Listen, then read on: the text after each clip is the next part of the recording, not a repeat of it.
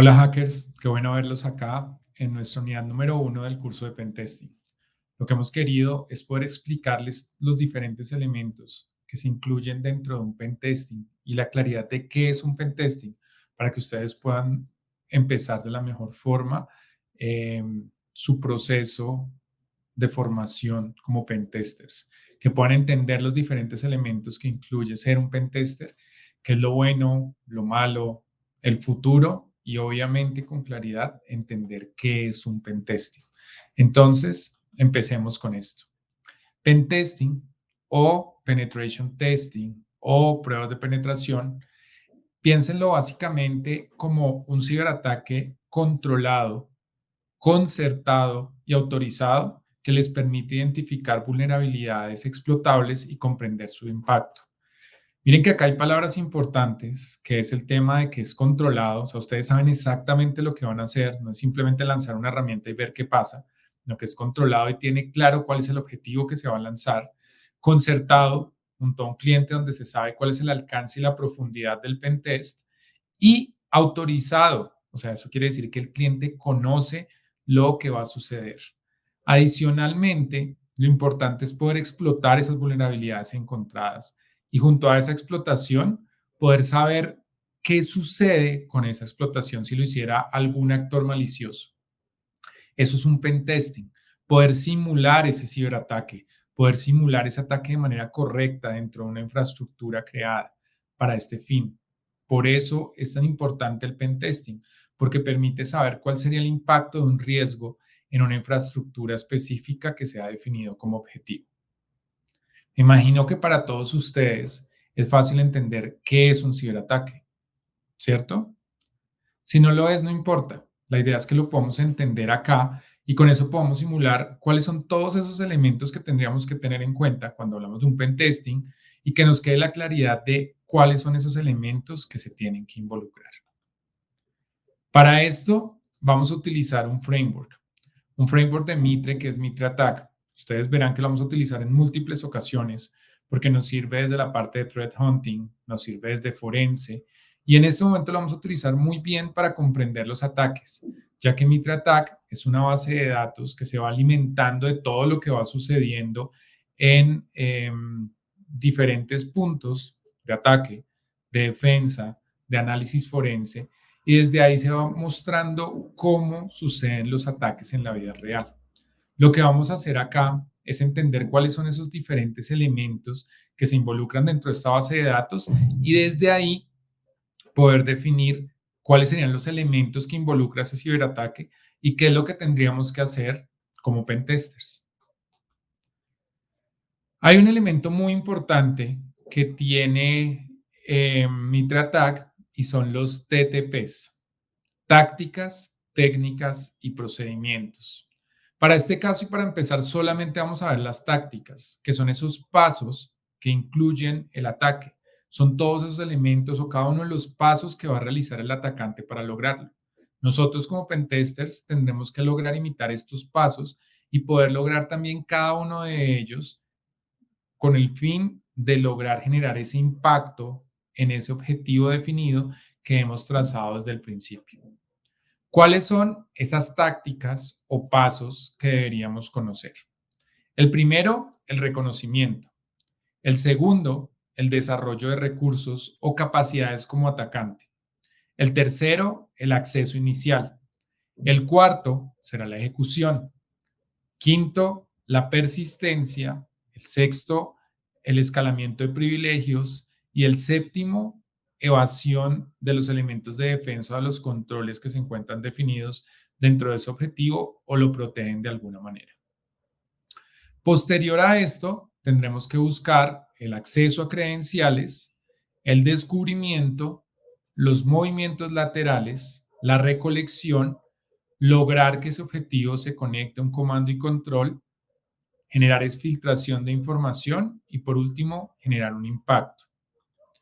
Dentro de Mitra Attack hablamos de 14 tácticas, que son las que acabamos de ver o que acabamos de nombrar y a continuación vamos a ver, y 224 técnicas, lo que significa que ustedes como pentesters en algún punto tendrán que ser capaces de recorrer esas 14 tácticas o esos 14 pasos y saber cómo ejecutarlos con esas técnicas, que son 224 posibilidades de ejecución para que esas tácticas se hagan realidad.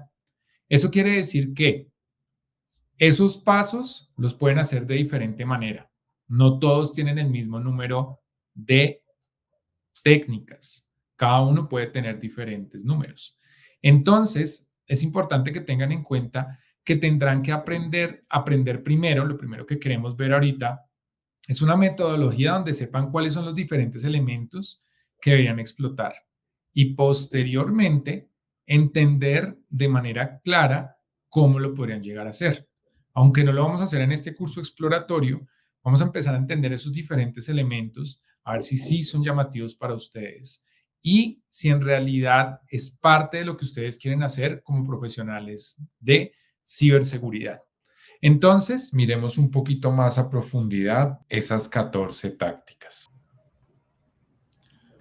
Como les había dicho con anterioridad, la primera táctica es el reconocimiento. ¿Qué debo ser capaz de hacer en esa primera táctica de reconocimiento? Recolectar toda la información posible para operaciones futuras. ¿Qué son esas operaciones? Poder realizar el ataque de manera clara. Eso quiere decir que necesito o quiero conocer de manera clara mi objetivo, saber por dónde lo puedo atacar, cuáles son los diferentes elementos que están expuestos y de alguna manera encontrar información acerca de él. Aquí hablamos de muchas tareas de OSINT, Open Source Intelligence. Si no lo han visto, pronto van a ver que vamos a tener nueva información en Vhacker para entender el tema. También es buscar información relacionada con la organización, la infraestructura y el personal. Piensen que los ataques pueden incluir a cualquiera de ellos. Yo en algún momento puedo atacar directamente la infraestructura o puedo montar un ataque de ingeniería social en contra de las personas. Las tareas en esta táctica específica pueden ser tanto tareas activas como tareas pasivas. ¿Qué quieren decir activas? Que de alguna manera tienen un relacionamiento directo con el objetivo. En cambio, cuando hablamos de tareas pasivas, estoy utilizando terceros, muchas veces información, por ejemplo, hacer búsquedas en Google, o en las cuales no estoy atacando directamente al objetivo, pero estoy encontrando información que puede ser muy interesante. Entonces, esos son los elementos que podemos tener en cuenta. La siguiente será desarrollar capacidades. El desarrollo de capacidades es muy interesante. ¿Por qué? Porque el desarrollo de capacidades lo que hace es que de alguna manera el atacante monte su propia infraestructura y esté listo para poder hacer lo que necesite hacer. Por ejemplo, si quiero hacer algo de phishing, pues necesito montar un servidor, tener un dominio que sea válido, montar certificados. Si necesito en algún momento hacer un ataque relacionado con malware, por ejemplo, en ese punto requiero de alguna manera el malware específico que voy a utilizar. También, si necesito exploits para explotar cierta vulnerabilidad, necesito conseguirlo y tenerlo listo para el objetivo que voy a atacar. Dentro del Cyber Kill Chain, que es otro método de entender los ataques, se habla de estas capacidades como weaponization. Así lo pueden llegar a encontrar como otro tipo de referencia. Después de tener las capacidades, se necesitará lograr un acceso inicial. ¿Y a qué se refiere ese acceso inicial? El acceso inicial básicamente es el uso de diferentes técnicas con diferentes vectores de ataque para de alguna manera poder lograr llegar a un punto donde ya tengo acceso a la red o al objetivo que quiero comprometer. Ese que yo ya definí para el que tengo permiso de realizar el ataque. ¿Cuáles son las diferentes técnicas o algunas de las más comunes? Una de ellas es el Drive-by Compromise. Quiere decir que simplemente cuando yo estoy navegando, de alguna manera, alguna vulnerabilidad o una acción que yo realizo en el navegador me permite comprometer ese equipo. También existen técnicas como por ejemplo el spear phishing, que es enviar correos electrónicos maliciosos tratando de recolectar información a un grupo de personas determinado, muy específico. O la explotación de aplicaciones públicas. Si llego a encontrar una vulnerabilidad, algo que se pueda explotar con un exploit o algo que exista a nivel de aplicación, puede ser una oportunidad interesante de ataque. Posteriormente, tendré que asegurar persistencia. ¿Qué es lo que quiere decir? Que siempre pueda entrar a ese objetivo. Y eso es también lo que buscan los actores maliciosos. Que no de ninguna forma lo saquen de ese equipo. No importa si de alguna manera se reinició el equipo, si me cambian las credenciales, si me cortan la red. En el momento que vuelva a la red, en el momento en que vuelva a tener acceso de alguna manera de interacción con ese sistema, tengo que poder volver a entrar a él. ¿Y por qué es interesante dentro del pentest? Porque es demostrar que puedo tener un control absoluto de esa máquina, lo cual es muy valioso y obviamente generará un impacto muchísimo más alto dentro de las tareas que estoy desarrollando de manera directa en el pentest que estamos mirando. Muchas veces, cuando miramos el tema de pentesting, ese primer acceso es un acceso que no tiene todos los permisos, sino que entro con el primer usuario, con el usuario general que tengo dentro del sistema. Por lo tanto, tengo que pensar en el escalamiento de privilegios. Y el escalamiento de privilegios se refiere a poder obtener los máximos privilegios dentro del sistema. ¿Cuáles son esos máximos privilegios? Ser administrador o root de ese objetivo y con eso poder realizar cualquier acción sin necesidad de interacción de ningún otro usuario. Por eso la importancia de este elemento específico. También dentro de todo el proceso buscaré cómo hacer la evasión de defensa. Es muy interesante porque miren que acá cuando estoy haciendo un pentest puedo revisar qué tan bien funciona un SOC, un firewall, la defensa perimetral a nivel general, los antivirus y parte del objetivo de lo que buscamos acá es que no me detecte. Por eso es tan importante este punto. Obviamente desde el lado de un actor malicioso, él no querrá dejar ningún tipo de huellas ni que tenga ninguna trazabilidad, por eso lo hace. También desde la parte de pentester tenemos que asegurar que podemos saltarnos esos controles y de alguna manera lograr de manera efectiva comprometer un objetivo. Posterior a eso, buscaremos lograr acceso a credenciales y generar descubrimiento de otros elementos.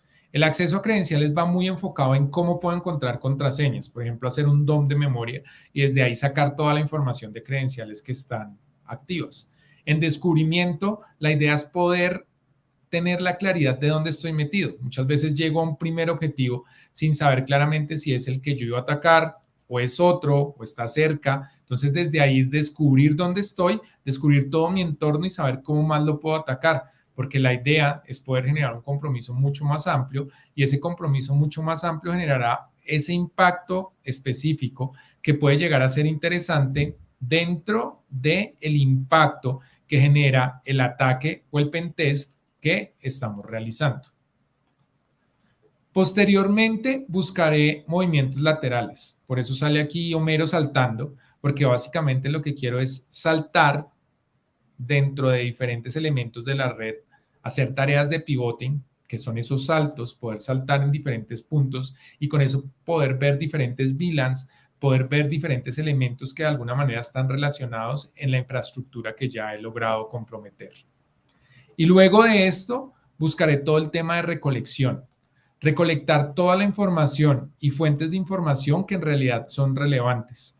Cuando estamos haciendo el inicio del pentest, tengo que aclarar hasta dónde voy a llegar y qué es lo que quiero hacer. Si de pronto lo importante es comprometer la información financiero-contable de la empresa, eso debería ser lo que puedo lograr y esa es la recolección de información que debo hacer. Pero si al contrario lo que dijimos es voy a llegar a una base de datos de clientes, esa es la recolección de información específica que debería hacer. Entonces es llegar a ese punto idóneo donde está esa información que yo estoy buscando y que espero lograr al poder comprometer la infraestructura dentro del pentest que tengo planeado.